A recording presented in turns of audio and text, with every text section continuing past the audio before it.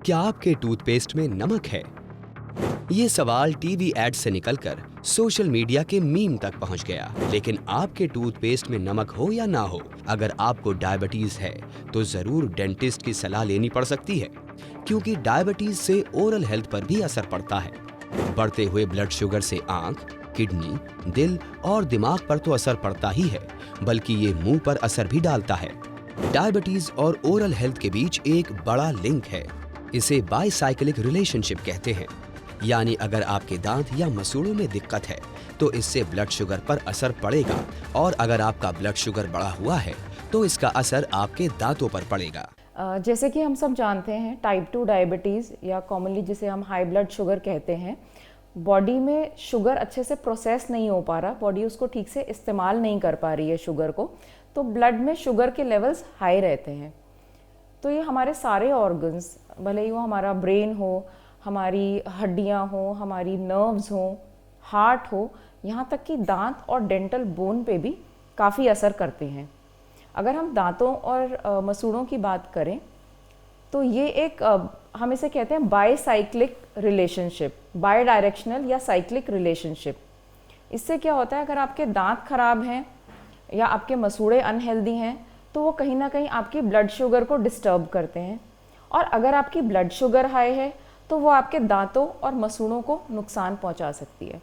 तो ये कहना बिल्कुल सही होगा कि जैसे हाई शुगर आपके सारे ऑर्गन्स को खराब या डिस्टर्ब कर सकती है, दांत और मसूड़े भी खराब हो सकते हैं, तो उनका ध्यान रखना बहुत आवश्यक है। यूं तो हर किसी को दांतों और मसूड़ों की सेहत का ख्याल रखना चाहिए, लेकिन बाकी मर्ज की तरह डायबिटीज पेशेंट के लिए दांतों की समस्या का खतरा बाकी लोगों से ज्यादा होता है। अगर आप डायबिटिक हैं तो आपको मसूड़ों की हड्डी की समस्या हो सकती है। बढ़ी हुई ब्लड शुगर के कुछ इशारे मुंह के जरिए नजर आते हैं।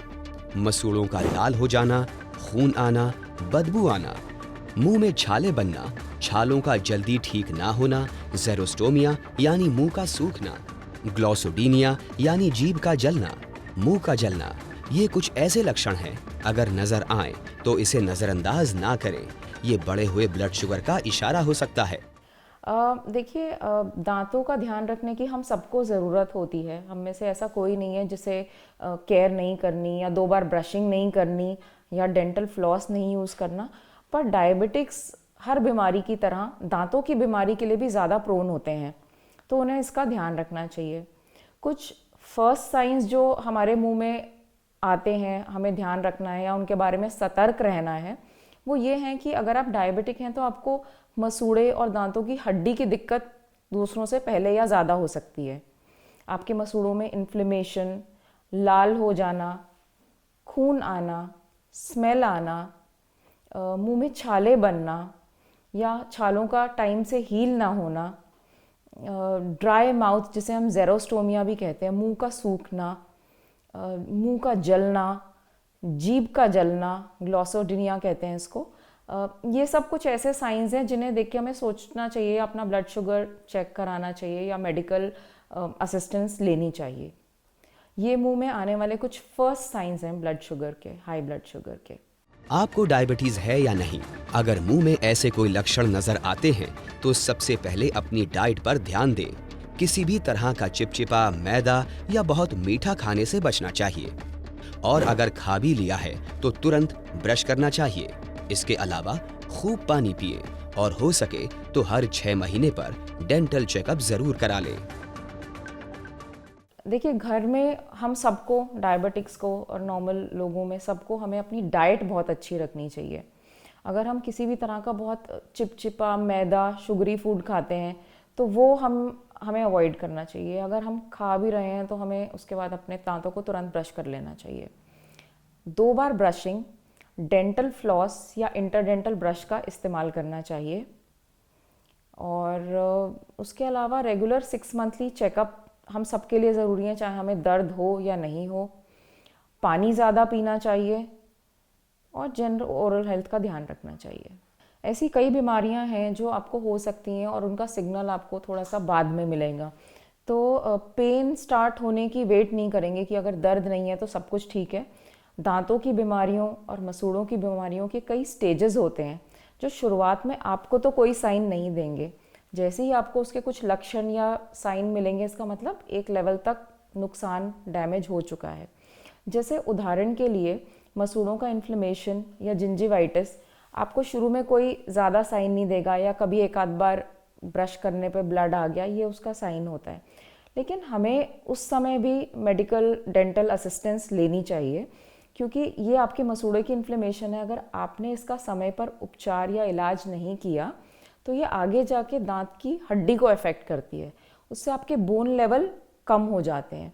इसे हम लेमैन टर्म्स में पायरिया या मेडिकल टर्म्स में पेरियोडोंटाइटिस कहते हैं। इससे आपकी हड्डी का लेवल कम होने के कारण दांत हिलने लगते हैं। अगर आपने फिर भी इसे इग्नोर करा या आपने इसका उपचार नहीं कराया तो इसकी लास्ट स्टेज में दांत हिल के अपने आप गिर जाते हैं। और ये भी एक कॉमन मिथ है कि एक दांत निकल गया तो क्या हुआ, हमारे पास हम दांतों से खा पा रहे हैं तो हमें कोई प्रॉब्लम नहीं है। लेकिन एक दांत भी बहुत मूल्य होता है उसका। एक दांत लूज़ करने से आपके बाकी दांत अपनी जगह से धीरे धीरे मूव करने लगते हैं। जो दांत आपने लूज़ किया है उसकी हड्डी बहुत कमज़ोर होने लगती है, तो ये आपके पूरे जबड़े की अलाइनमेंट को नुकसान देता है। आपके बाकी के दांतों में छोटे छोटे गैप्स बन जाते हैं, जिनको साफ़ करना, आपके अपनी हेल्थ दांत की मेंटेन करना आपके लिए मुश्किल हो जाता है।